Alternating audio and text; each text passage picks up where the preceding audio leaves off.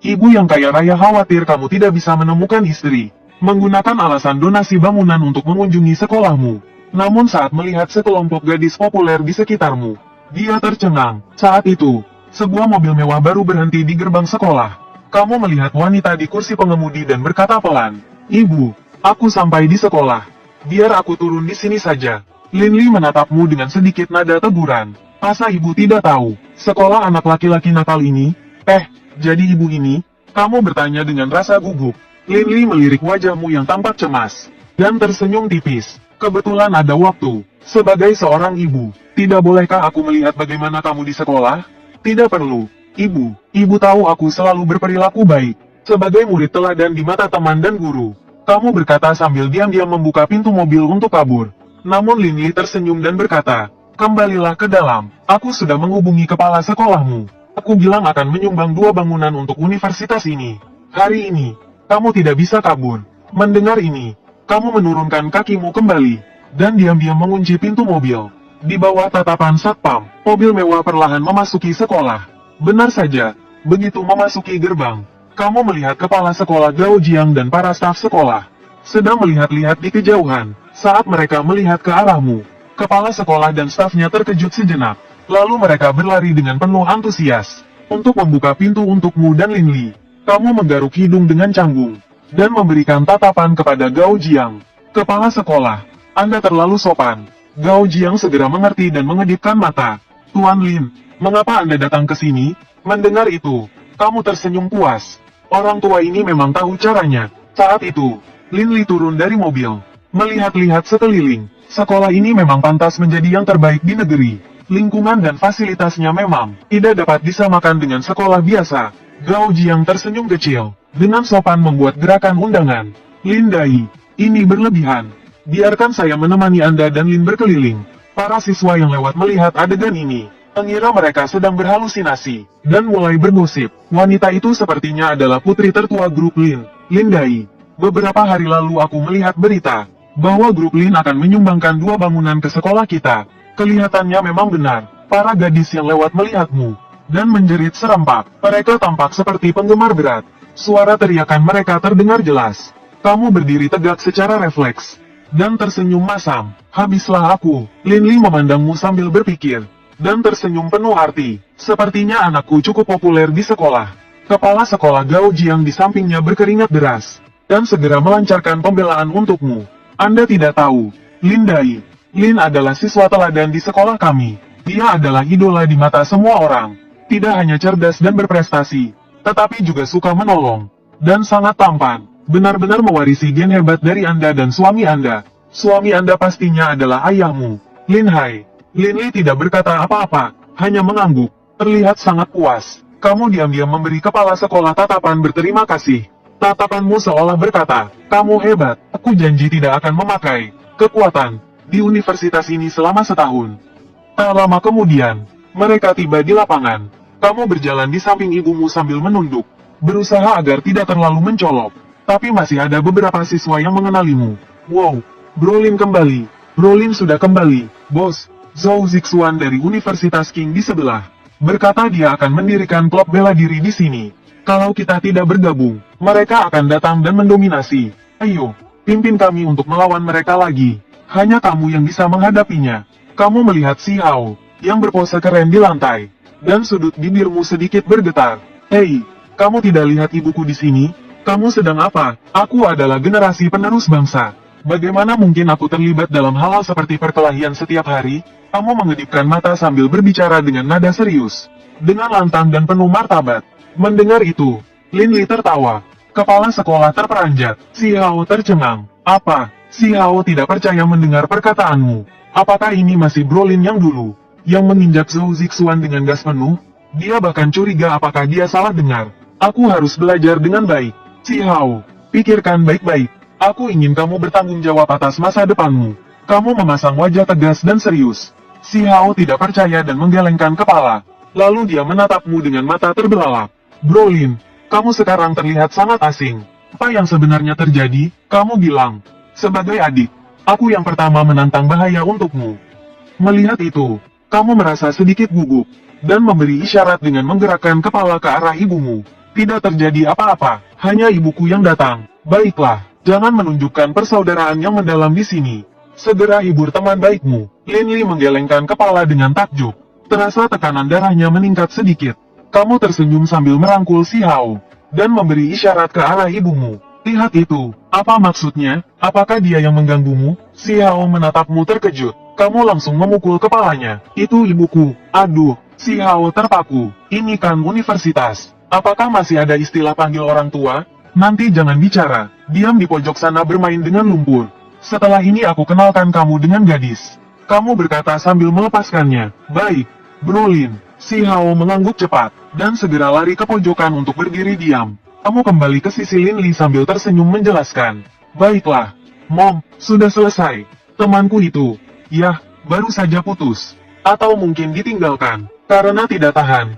Mentalnya sedikit terguncang. Lin Li meliriknya, tapi sepertinya teringat sesuatu. Dia pun menyelipkan pertanyaan. Ngomong-ngomong, di mana Luo Sui dan Meng Yao? Kata-katanya membuatmu terdiam. Mereka mungkin sedang dalam kelas sekarang. Setelah berkata begitu, kamu memberi kode pada kepala sekolah. Kepala sekolah tersentak, lalu cepat-cepat mengangguk. Benar, sedang di kelas. Pelajaran apa? Lin Li tersenyum tipis. Tatapannya bergantian antara kamu dan kepala sekolah. Mendengar itu, kepala sekolah segera meminta asisten untuk mengecek jadwal. Pada saat ini, Lin Li berkata perlahan. Anakku, bukankah kamu satu kelas dengan Luo Sui? Mengapa kamu tidak tahu mereka sedang di kelas apa? Kamu berderam, mencoba mengatasi kecanggungan. Senyum main-main muncul di wajah Lin Li yang anggun. Anak nakal, ingin melawanku. Lihat dulu siapa yang anak dan siapa yang ibu. Haha, Mom, aku hanya sedang sibuk.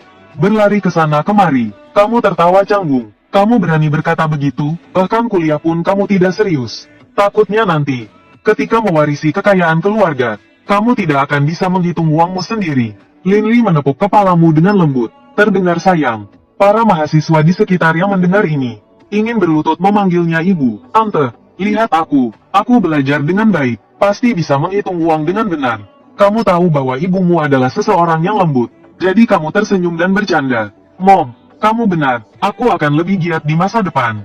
Nanti aku akan mempekerjakan orang berpendidikan tinggi untuk membantuku menghitung uang. Wajah Lin Li tampak tak senang, tak merespons. Kemudian suara kepala sekolah tiba-tiba terdengar. Sudah ditemukan, teman sekelas Bai sedang mengikuti pelajaran olahraga di lapangan selatan. Kebetulan, kelas Qin juga ada di sana. Tolong tunjukkan jalannya. Kepala sekolah. Lin Li tersenyum tipis dan berkata, tidak perlu repot-repot. Gao Jiang tertawa gugup sambil melambai. Wajahnya terlihat ketakutan. Saat itu, sebuah mobil Land Rover mendekat. Perlahan berhenti di depan mereka. Hanya dengan melirik plat mobil itu, kamu tahu bahwa si perhatian sudah datang. Pintu mobil terbuka dan Zhou Zixuan memakai kacamata hitam, turun dengan elegan, dikelilingi oleh pengawalnya. Hei, Lin, lama tak jumpa. Zhou Zixuan tersenyum sambil melangkah mendekat, seolah hanya melihat tamu saja. Lin Li dan para pemimpin sekolah sama sekali diabaikan olehnya. Mendengar itu, kamu menyunggingkan senyum kecil. Halo, Zhou, lama tak jumpa. Semoga kamu baik-baik saja. Kesopanan mendadak ini membuat Zhou Zixuan hampir tersandung. Apa-apaan? Lin ini kenapa tiba-tiba jadi sopan? Pasti ada tipu muslihat. Apalagi triknya, kali ini aku datang untuk memulihkan harga diriku. Mana pengeras suaranya? Zhou Zixuan melepas kacamatanya, dan memandangmu dengan seksama. Namun kamu hanya tersenyum. Zhou Zixuan sedikit mengernyit, sekilas melihat ke samping, dan memperhatikan Lin Li yang tersenyum menatapnya. Astaga, Bibi Lin. Zhou Zixuan membelalakan matanya, tubuhnya bergetar. Segera berdiri tegak seperti tentara. Kacamata hitamnya bahkan terlepas. Lin Li melihat Zhou Zixuan yang terlihat gugup di depannya, mengangguk sambil tersenyum. Zixuan, apa kabar? Kamu datang menemui Lin Bei? Zhou Zixuan mengangguk kaku. Halo, Bibi Lin. Ya, saya datang menemui Lin. Begitu ya, tapi kami ada urusan sebentar lagi. Bagaimana kalau kamu datang lagi nanti? Lin Li berkata sambil tersenyum tipis. Tiba-tiba aku ingat mesin cuci di asrama belum dijadwalkan. Bibi, Lin, kalian sibuk saja. Aku pergi duluan. Setelah itu, Zhou Zixuan buru-buru naik ke mobil Land Rover. Lalu Zhou Zixuan langsung tancap gas. Melihat itu, kamu menarik napas. Ternyata kekuatan ibumu masih sekuat dulu. Hanya dengan beberapa kata saja bisa membuat putra keluarga Zhou ketakutan. Bahkan kepala sekolah Gao Jiang terlihat tegang. Putri tertua keluarga Lin memang luar biasa. Tanpa kekuatan keluarga Lin pun, dia masih tetap jadi ratu konglomerat yang menakutkan. Adegan ini membuat kamu teringat pada kisah-kisah masa muda ibumu. Bahkan jika dibandingkan dengan dirimu, kamu hanya seperti seorang pemula. Konon, ayahmu hampir saja tewas di tangan ibumu waktu itu. Tak tahu apakah itu benar atau tidak. Kamu menunjukkan ekspresi berpikir. Lin Li menepuk bahumu dengan lembut. Apa yang kamu pikirkan, nak? Tidak ada apa-apa. Kamu tersenyum kecut. Segera, mereka semua tiba di lapangan selatan. Sedikit lebih dekat, kamu bisa mendengar obrolan tentang dirimu. Luo Sui, apa kamu pernah melakukan hal-hal intim dengan Lin Sao? Ya, dengar-dengar, anak-anak kaya biasanya suka bersenang-senang. Mereka sering terlihat lemah. Lin Bei tidak lemah. Bai Luo Sui dikelilingi oleh teman-teman perempuan. Berusaha keras membersihkan namamu. Tiba-tiba, suara tegas menghentikan suasana obrolan. Berani sekali. Siapa yang berani bilang aku lemah? Kalaupun lemah, itu pasti Chen Zi. Mendengar suaramu, Bai Luo Sui berbalik dengan semangat. Sekejap kemudian, dia melihatmu dan Lin Li, bersama dengan para pemimpin sekolah. Bai Luo Sui pernah bertemu Lin Li. Tanpa ragu, dia segera menyapanya dengan sopan. Halo, Bibi Lin. Di antara teman-teman perempuannya, Su Menyao juga mengenali Lin Li. Sebagai idolanya, dia sangat bersemangat. Sementara Jian Qingtian terlihat bingung di sebelah Qin Meng Yao. Tak tahu siapa sebenarnya Bibi Lin ini. Lin Li tersenyum tipis. Wajahnya yang cantik penuh dengan kelembutan dan keanggunan. Oh, jadi ini Luo Sui dan Meng Yao. Dua gadis itu langsung berlari kecil ke depan. Kamu melirik sedikit ke arah Jian Qingtian. Namun, sepertinya dia salah paham dan ikut maju ke depan. Tuan Lin, kamu sudah kembali. Jian Qingtian tahu kamu pergi ke kota Sancheng untuk membantu si kembar. Jadi, melihatmu kembali, dia sangat bersemangat. Suaranya pelan, tapi jelas terdengar di antara semua orang. Lin Li sedikit mengangkat alis dan menatap gadis muda yang belum dikenalnya di depan putranya. Lihat itu, kamu terbatuk dan memberi isyarat padanya. Qingtian, jangan panggil aku Tuan Lin lagi. Panggil biasa saja. Jian Qingtian tertegun sesaat. Matanya menyapu orang-orang di sekitar. Kemudian dia seperti mengingat sesuatu. Wajahnya langsung memerah. Lihat ekspresi gadis itu. Kamu tahu dia sudah salah paham. Kamu ingin menjelaskan, tapi suara malu-malu dari Jian Qingtian sudah terdengar.